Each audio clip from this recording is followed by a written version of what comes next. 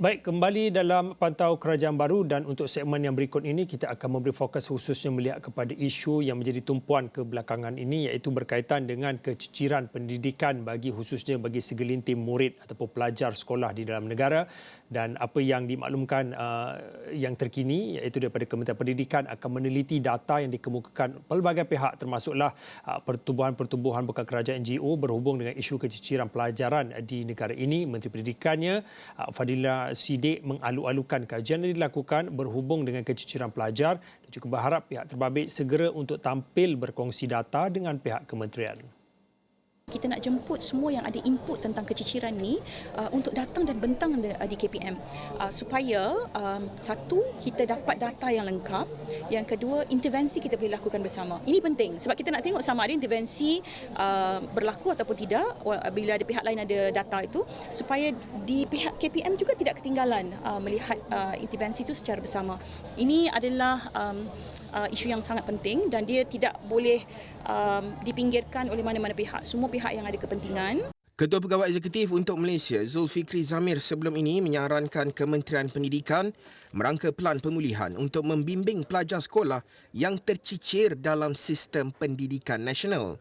Berdasarkan kajian dilakukannya, terdapat sejuta kanak-kanak di negara ini berdepan dengan masalah keciciran literasi iaitu kurang menguasai kemahiran 3M iaitu membaca, menulis dan mengira. Baik, untuk waktu ini kalau boleh saya nak bersama dengan Ketua Pegawai Eksekutif untuk Malaysia Zulfikri Zamir yang berada di atas talian menerusi Google Meet. Assalamualaikum Zulfikri. Waalaikumsalam. Zulfikri, mungkin boleh dikongsikan sedikit respon terus berkaitan dengan apa yang disebutkan oleh Yang Berhormat Menteri Pendidikan yang mana mengalu-alukan kajian dilakukan oleh badan-badan NGO berhubung dengan data dan juga input-input berkaitan dengan keciciran pelajar. Mungkin boleh beri sedikit respon terhadap kelapangan dan juga kesediaan KPM di bawah Menteri Baharu ini untuk berjumpa terus dengan mereka NGO seperti untuk Malaysia ini untuk mendapatkan input-input yang lebih lanjut. Okey, baik. Kita juga berterima kasih kepada YB Menteri Pendidikan yang baru kerana menjemput kita hadir ke pejabat. Kita memang dalam hubungan dengan pejabat menteri sendiri sejak daripada minggu lepas lagi. Dan kita dijangka akan membentangkan dokumen yang menghamparkan ke semua data-data mengenai keciciran ini kepada KPM lah. Dan juga kita juga berasa lebih gembira pada kali ini sebab sebelum ini ketika kita bercakap mengenai soal keciciran murid yang sangat serius pada ketika ini, menteri-menteri yang sebelum ini tidak memberikan respon dan juga mereka menutup pintu lah. Jadi ini sebuah perkembangan yang baik untuk NGO seperti kami dan juga untuk anak-anak kita supaya kita dapat melihat apakah yang kita dapat lakukan secara bersama di masa depan. Kalau meneliti, kalau boleh saya nak tunjukkan kepada anda semua, ini adalah dokumen keciciran pendidikan Malaysia 2023 yang dikeluarkan oleh Untuk Malaysia.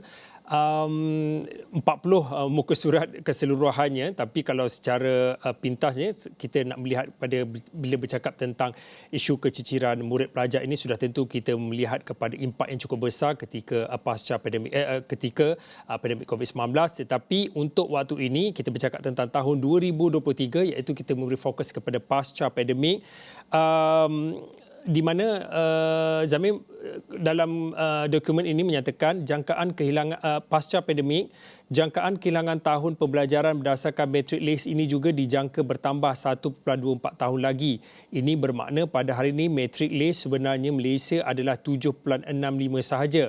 Dan jika situasi ini benar, kanak-kanak di Malaysia hanya menerima pembelajaran berkualiti selama 7 tahun setengah berbanding 11 tahun persekolah mereka, iaitu defisit sehingga 3 tahun lebih. Dan realitinya pada hari ini untuk setiap 100 orang murid yang berdaftar untuk SPM, hampir pasti 18 daripadanya akan gagal. Dan kegagalan murid untuk mendapatkan CJSPM adalah satu daripada beberapa jenis keciciran yang lainnya. Ini adalah pada hemat saya dan mungkin perkiraan saya, ini adalah satu dapatan yang cukup jelas dan cukup perlu diberi perhatian. Mungkin boleh dikongsikan kerana apabila kita cakap tentang isu keciciran murid ini selalu kita merujuk kepada ketika pandemik, tetapi kita bercakap tentang tahun 2023 dan juga pasca pandemik, ini juga perlu diberi perhatian ya Zulfikri. Baik, sebelum ini ketika kita bercakap berkenaan dengan isu murid cicir ni ramai respon daripada sama ada daripada ibu bapa, daripada para guru ataupun daripada masyarakat. Misalnya mereka mempersoalkan yang pertama, betul ke kita masih lagi ada keciciran murid sebab pada pandangan orang ramai pada hari ini semua kanak-kanak yang berada di negara ini pergi ke sekolah dan juga menamatkan pelajaran mereka. Tetapi sebenarnya setelah kita membuat kajian dan juga buat cross check dengan pelbagai dokumen-dokumen yang dikeluarkan misalnya oleh World Bank, UNICEF, UNESCO dan juga ASEAN Development Bank misalnya, kita dapati keciciran tersebut boleh dikategorikan kepada beberapa definisi lah. Saya ambil contoh misalnya metric list ataupun purata pembelajaran persekolahan seperti mana yang dibacakan sebentar tadi, bahawa memang betul anak-anak kita di Malaysia hadir ke sekolah 11 tahun, iaitu 6 tahun sekolah rendah dan juga 5 tahun sekolah menengah. Tetapi sebenarnya World Bank setelah membuat kajian di seluruh dunia, mereka melihat bahawa kualiti pembelajaran anak-anak yang kita dapatkan di sekolah hanyalah lebih kurang 8 tahun saja, dan ini berdefisit 1 tahun lagi selepas pandemik. Jadi sebenarnya anak-anak kita ini seolah-olahnya bukanlah sekolah seperti 11 tahun. Mereka seolah-olahnya sekolah seperti 7 tahun sahaja. Dan juga kita juga jelaskan di dalam dokumen yang kita baru keluarkan pada hari ini, dokumen keciciran pendidikan Malaysia, boleh dimuat turun di kita punya laman web untuk malaysia.org, berkenaan dengan definisi-definisi keciciran yang lain. Misalnya kita juga ada keciciran literasi. Ada ramai anak-anak kita yang hadir ke sekolah tetapi seperti mana yang disentuh oleh Inspektor Awani sebentar tadi, 174,000 anak-anak kita tidak mahir membaca walaupun berada di hujung sekolah rendah. Kita juga ada keciciran OKU lebih kurang dalam 36,000 anak-anak OKU kita di seluruh Malaysia tidak didaftarkan ke sekolah. Kita juga ada keciciran anak orang asli.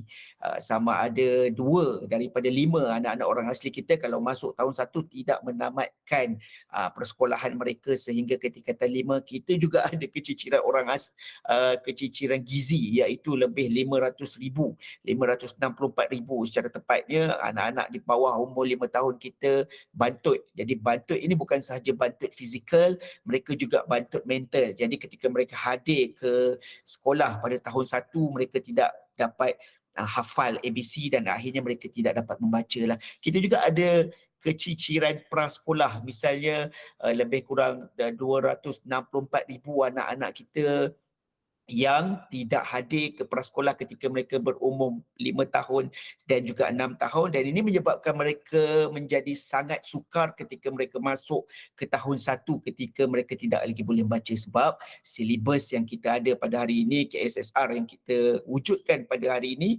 memerlukan anak-anak sudah boleh membaca dan juga sudah boleh menulis ketika mereka tahun 1. Jadi kita jelaskan ke semua definisi-definisi tersebut, keciciran tersebut di dalam dokumen tersebut. Zulfikri, saya ada lebih kurang dalam 3 minit akhir ini telah pun kita jelaskan tentang perlunya tahu tentang realiti pasca pandemik, bercakap tentang isu keciciran murid. Tadi dijelaskan juga oleh Zulfikri berkaitan dengan definisi keciciran murid itu. Banyak yang dijelaskan. Nanti kalau bagi mereka nak tahu lanjut boleh download atau muat turun dokumen yang seperti yang dijelaskan oleh Zulfikri. Tetapi untuk waktu ini kita memandang ke hadapan, apa jalan penyelesaiannya. Dalam dokumen ini juga Zulfikri turut menyatakan beberapa cadangan untuk jalan-jalan ke hadapan. Mungkin boleh dikongsikan berkaitan dengan apa cara dan juga apa jalan penyelesaian ke hadapan berkaitan dengan isu keciciran murid ini.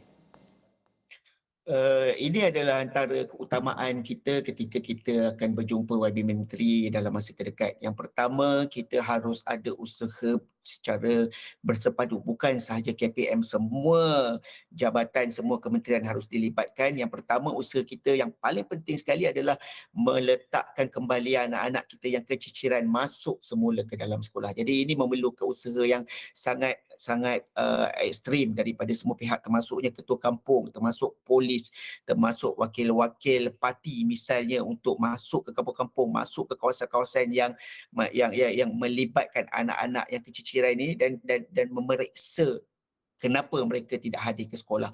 Dan yang kedua adalah pelan pemulihan seperti mana yang telah kita jelaskan di dalam dokumen. Pelan pemulihan tersebut haruslah realistik, iaitu bersandarkan fakta dan juga bersandarkan kepada sentimen apakah yang sedang berlaku di sekolah sekarang ini. Jadi pelan pemulihan tersebut harus juga melibatkan semua pihak. Kita ada ramai pakar-pakar daripada fakulti pendidikan di semua institut pendidikan tinggi awam, institut pendidikan tinggi swasta. Kita juga ada ramai aktivis yang juga pakar pendidikan daripada NGO, daripada badan-badan bukan kerajaan misalnya. Semua ini harus melibatkan diri secara bersama-sama, duduk dengan KPM dan seharusnya dilibatkan oleh KPM lah. Jadi kita tidak lagi boleh buka sekolah, laksanakan program pemulihan hanya yang diketahui oleh KPM sahaja, ia tidak akan mengubah realiti keciciran yang kita hadapi pada hari ini. Okey, baik. Terima kasih Zulkifli Zamir, Ketua Program Eksekutif untuk Malaysia yang berkongsi pandangan melihat kepada realiti apa yang dicakapkan ataupun apa yang disebutkan berkaitan dengan isu keciciran pelajaran ataupun isu keciciran murid. Dokumen keciciran pendidikan Malaysia 2023 boleh dimuat turun seperti di laman web ataupun laman seseorang yang telah pun dinyatakan oleh Zulkifli, dan ini sudah tentu melihat kepada apa yang disebutkan oleh Yang Berhormat Menteri Pendidikan juga. KPM juga akan meneliti data dan juga apa sahaja input-input yang dikemukakan oleh badan-badan NGO seperti Untuk Malaysia berhubung dengan isu keciciran pelajaran di negara ini. Saya kira itu sahaja untuk waktu ini. Pantau Kerajaan Baru, saya Fauzin, kita jumpa lagi.